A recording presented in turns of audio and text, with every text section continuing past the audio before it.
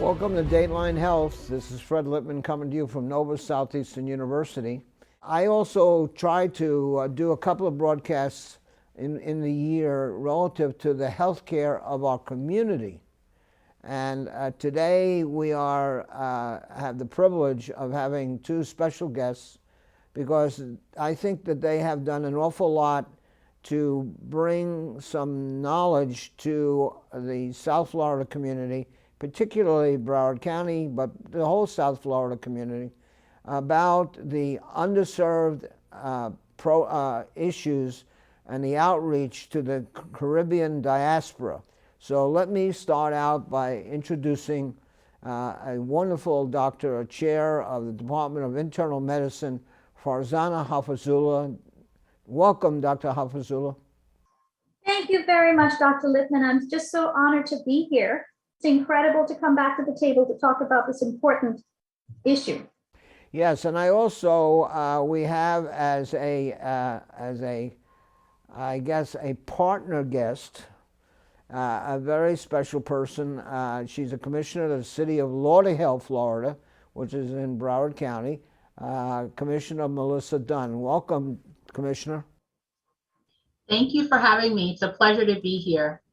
Good. Dr. Haffizulla, I know that you are a researcher as well as a medical professional, and the research relates to, you're the principal investigator in the Caribbean Diaspora Healthy Nutrition Outreach Project. So tell us about that particular, shall we say, human research project. Absolutely. I'm happy to give you a little bit of background because this project was one of my babies, that I started when I came to NSU back in 2017. But it was really born from some of the community connections that were happening at the time. So as soon as I came on at NSU, first I started off in the MD program before I'm here now in the Osteopathic program. And I got involved with the Department of Health, the Nutrition and Fitness Task Force, and also with the Broward Regional Health Planning Council. And being on those healthcare access committees allowed me to see the data lens and the deficit that was already present, knowing the very large Caribbean community we had, and seeing that the education materials really did not reflect our cultural preferences, visual, aesthetic, and linguistic preferences of our very richly diverse Caribbean community. I went out and sought some more data. So I looked at the Migration Policy Institute data and then pulled together a wonderful team. Actually, the team was the same team that was involved in the Touch program for Broward.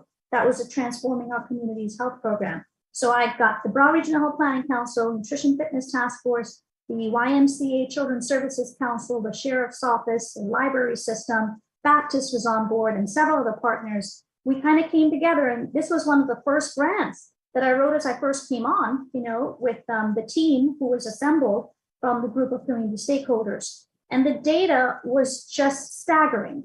41% of all the Caribbean immigrants who live here in the US live right here in Florida. And if you look at the entire population of the state of Florida, 75% of all the Caribbean immigrants here in the state of Florida live right here in our Tri-County area. But we really did not have education materials that were reflecting those preferences. And then you dive a little deeper, and we saw that diabetes, obesity, heart disease, stroke, cancer types, high blood pressure, the Caribbean community is disproportionately affected by these preventable diseases.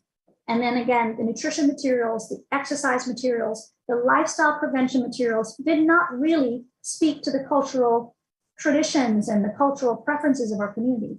So that really was the crux to sort of start this project off. And it started off with a mixed method study where we had focus groups that represented the top 5 Caribbean countries in this area. So Haiti, Jamaica, Trinidad, Tobago, Cuba, and the Dominican Republic. We, had several community members come in, they participated, they gave their feedback on some of the materials that were already created.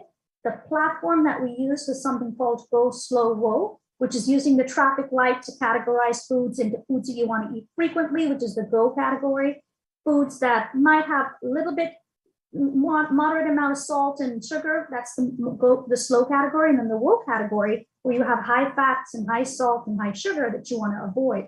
And that particular platform was used by a children's program and a family program that's essentially endorsed by the National Institutes of Health. So we took that platform and Caribbeanized it, using the content from those focus groups. And then it grew into a very big platform that now translated the research component into actionable programs, wellness webinars. We have fitness, we have cooking shows now. I actually cook in my kitchen and we redo some of the cultural dishes and make some small changes to improve health. And then of course, I'm working with Commissioner Dunn on the Lauderhill Health and Prosperity Partnership, and the Caribbean Health Research Platform ended up being the population health platform for the community needs assessment. So that's in a shot what's happened. The Caribbean diaspora is a very large element of the population of Broward County. And of course, it's a very large part of the population of really of all South Florida. And when we talk about South Florida, we're talking about Palm Beach, Broward, and of course, Dade County. Commissioner Melissa Dunn, you know what I'm saying. I mean, look what's happened in the area of the population mix in Lauderhill. Yeah, we have a significant Caribbean population here. In fact, I would say perhaps even as much as 20% of our population is from the Caribbean, with the top two countries being Jamaica and Haiti. Significant population. And when you look at even the makeup of our city council, our commission, the vice mayor and I both are from Jamaica. So it's a significant representation in our city, for sure. Yes, and you know, it's a very, very vibrant and committed population. I always say this, and I know Dr. Haffizulla has heard me say this once in a while, that I was born and bred in what I think is the center of mankind, Brooklyn, New York, all right? But I've always seen the shall we say, the melange, the mixture of populations that live together in communities and work together and travel together and care for each other. And it's an interesting thing to look at the diaspora. And South Florida has emerged as a venue where people who are neighbors can take care of each other as neighbors. What do you say to that, Commissioner? Well, absolutely. And that's really the only way that we can have a thriving community, is when we celebrate our differences, but also embrace our commonality, right? Where we find opportunities for me to learn about your culture, for you to learn about my culture, and for us to, be neighborly, for us to make sure that we are checking on each other, that we're taking care of each other, and more importantly, that we're practicing loving kindness. Yes, absolutely.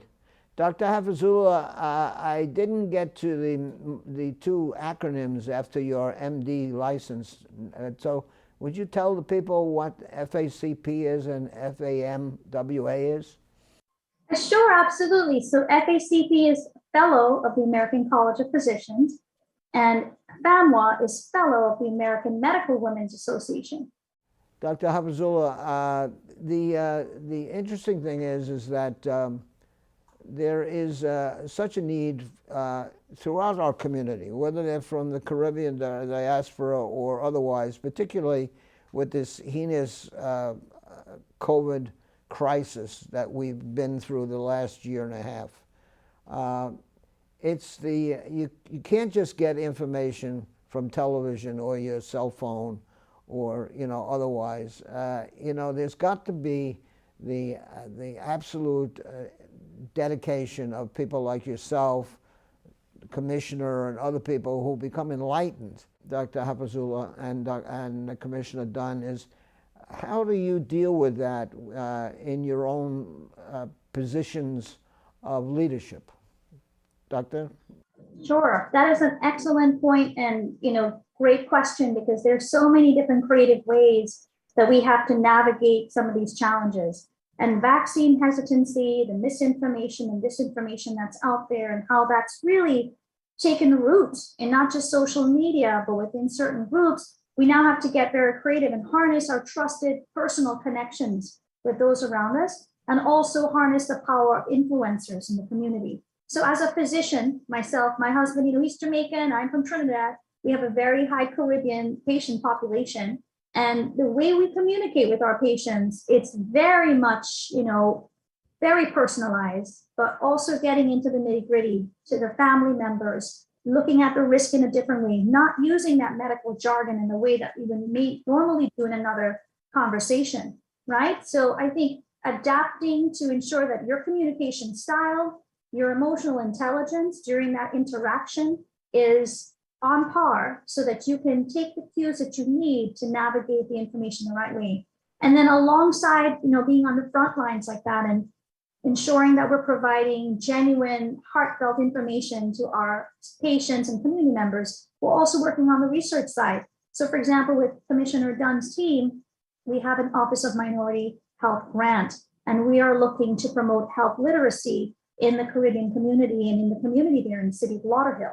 And we're looking at creative ways of disseminating that messaging. At NSU, we're evaluating that messaging and to tease out some best practices that can be used around the rest of the country. We're also weaving in this information into the cooking shows, for example, the Caribbean cooking shows. Last night, I had another Caribbean cooking show and Dr. Osgood was my guest. They have a vaccination drive happening this weekend. We were able to talk about that and weave in some of the information related to it. But as you so beautifully and eloquently mentioned, it's not just about your own health. It's about the health of the entire community. There's so many vulnerable community members who are affected. And unless we're all vaccinated, we're giving this virus a chance to mutate. We're giving it a chance to then become stronger and a little bit more virulent and pathologic to cause more harm. So we can snuff this out if we all maintain those precautions and have that vaccination. So it takes the village, literally, to have this done. It cannot be done in solitude. It takes all of us with different creative communication styles and different connections in order for us to really meet that metric and get beyond this pandemic. Yeah, this is actually something that we spoke at our commission meeting on Monday. We had our medical director for our EMS program come in and give us an update on where we are with COVID, because as a commission, obviously we have the ability to implement health policy, right? And so where we stand right now in the city of Lauderhill is that anyone who is in any city-owned property must wear a mask.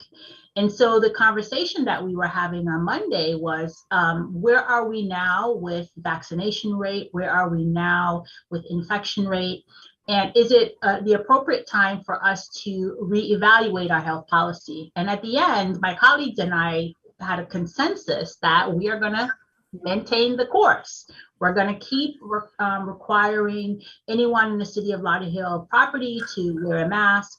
In addition to that, we are going to continue to have our EMS team work with the health department to not only promote health literacy, but also to ensure that we have sites available where people can get vaccinated, where people can get COVID testing.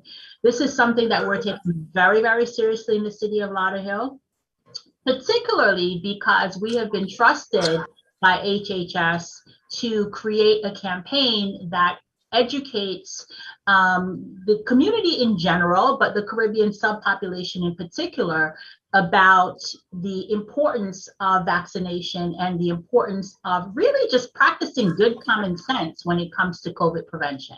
I just wondered how you're dealing with it in the diaspora. That's why I asked the question. Dr. Haffizulla, there's an awful lot of issues relative to nutrition and proper nutrition. I know that we have one of the nation's outstanding nutritional programs in the College of Osteopathic Medicine, led by Dr. Filker. And I wonder, do you infuse any advice and encouragement within the meetings with the diaspora and in your presentations relative to nutrition? Absolutely. That's one of our core tenets. So within the name of the project, it's Caribbean Diaspora Healthy Nutrition Outreach Project. We started with nutrition. We also included fitness because we recognized that some of the exercises that were represented on the health education materials did not align with our own Caribbean traditions and cultures and way of life. So we made sure that the content related to food reflected what we normally eat. So when last would you see a Jamaican patty on nutrition materials? Never have you seen it probably before the project, right? And so now our community, we know exactly how to make some small changes, looking at portion control, looking at the frequency, looking at ways that we could lower the salt content, the sugar content, the fat content without compromising flavor. There are ways that we can navigate around it to ensure that we can either prevent diabetes, obesity, and all those chronic preventable diseases, or allow stability and stave off complications of these diseases. So I would love for you to look at some of our materials, Dr. Lippman, on our website. We have digital flip books, we've got whiteboard videos, we've got the cooking shows, we have wellness webinars. We're getting into the community in different ways and having community chats. We even had for Carnival, we had a 21-day jump up fitness challenge with the entire Caribbean community, and that was virtual, and we had so much engagement. We've also brought in partners and influencers from different areas, not just here in South Florida, but outside of South Florida, internationally, to help us to spread this message widely. And I think you saw that we were picked up by Channel 10 and Channel 6 and several other news sources to be able to spread this information throughout. Before the pandemic, we also printed materials, and our research identified common spots for communities to come together, and that is where we disseminate our materials. So we did take a nice wide scope approach, and Commissioner Dunn in the city of Lauderhill, they very much embrace these materials, and that was another area that we definitely ensured. I know that you're involved as a principal investigator in the healthy nutrition outreach, but I just wondered because my mouth started to water relative to the taste. So you know how it is, commissioners. You just gotta tell the truth. That's it. I do. One of the things that I actually learned from Dr. Haffizulla is the portion control when it comes to mangoes. That's like my favorite fruit in the whole world. In fact, my dad has a tree with the biggest, sweetest mangoes. And prior to my exposure to Dr. Haffizulla and her team, I literally would eat several mangoes. So now I know that one medium-sized mango is 220 something calories, right? Did I get that right? That's right, 200 calories. Yeah, and so instead of eating 6 at a time, I'm now eating only one, and that's really part of the work that we need to do in our Caribbean community, right? Is just talk about portion size. And when you go to a lot of the Caribbean restaurants, Dr. Lippman, I know you like Caribbean food, the portion sizes are huge. And that's the way it was for generations, right? But we no longer are, working as actively as we did several generations ago. So now it's important for us to manage our size. And as Dr. Haffizulla said, it's small digestible changes. And that's why I'm so excited about the project for my community. It's been great. I'm first generation American. My parents came from Europe under awful circumstances, but the bottom line is that I began to understand as a young person, as a child, how important it was to understand the vibrant nature of a multinational community neighborhood that I grew up in. And that's what I see in South Florida. Am I correct, Dr. Haffizulla? Absolutely, Dr. Lippman, beautifully said. We have one of the most richly diverse communities in the entire country. And in fact, the lessons that we learn here from the complexity in the community, these can be best practices to ensure that we can eliminate health disparities, improve healthcare access, and promote health equity. Yeah, and Commissioner, I would assume that, I really don't know how long you've been a resident of the Lauderhill community, but, you know, I remember the Lauderhill community being, you know, I guess you could say created, and there were wonderful retirees that came here, dominantly from the Northeast and maybe the Midwest, and they were people who were, you know, trying to live out their lives in a healthy way, and it's really interesting to see the way the community has, I guess, evolved. It's not, I would never use the word change, evolved. Do you see that? Absolutely, absolutely. And when Lauderhill was started originally, as you mentioned, it was it was a bedroom community, what they would call it, right? It was a place where a lot of retirees from up north would come down. In fact, a proud part of our history was Jackie Gleason did a lot of work, and Sammy Davis Jr., the Rat Pack, all of them made Lauderhill their playground several years ago. And so since then, we've seen a lot of families move into Lauderhill. We've seen an increase in the number of diversity. We have a very vibrant Jewish community here in Lauderhill, a growing Hispanic community. And I like to say that here in Lauderhill, we are really a really amazing reflection of what America is, which is really a melting pot. Right. I think I heard the mayor say at one point that over 35 different languages are spoken in Lauderhill. And yeah, it's been definitely an evolution. One I think that we're stronger because of. I can tell you right now, it sounds like Brooklyn to me. And by the way, Dr. Littman, I used to live in Brooklyn too. I lived in Flatbush for a number of years right after college. So I understand exactly what you're talking about. Well, we'll talk after the show. Dr. Haffizulla, we're down to the last 4 minutes of this show, so I'm going to let you go at it for a couple of minutes and tell us one more time. So we need an address where people can reach you and things of that nature. So you go at it. Thank you, Dr. Littman. So yes, if anyone listening to the show today, looking at the show today, feel free to visit our website, www.nsucaribbeanhealth.com. You will get access to all of our digital educational materials, our videos, our cooking shows. Feel free to click on the social media links for more access to some of the cooking shows. We also have a wealth of materials available just on the homepage in all 3 languages, English, Spanish, and Creole. We also have surveys. We still have research ongoing because we're trying to capture social determinants of health that are relevant to our Caribbean community. So if you identify as a member of the Caribbean diaspora, feel free, use the drop-down box and select the survey, complete it. And that way we get an accurate picture of what's happening within our community so we could make meaningful movement and action and align resources where needed. And that would help you with your research too. Yes, absolutely. I want to thank both you and Commissioner Dunn. Thank you very much. I appreciate you both being here today. I know this is a little different, folks, because we haven't talked about cancer or diabetes.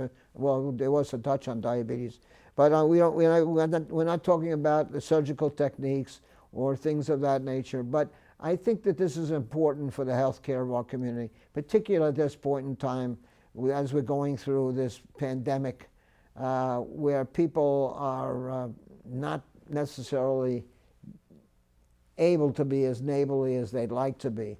So hopefully this gives you an opportunity to understand what our community is about and will prosper.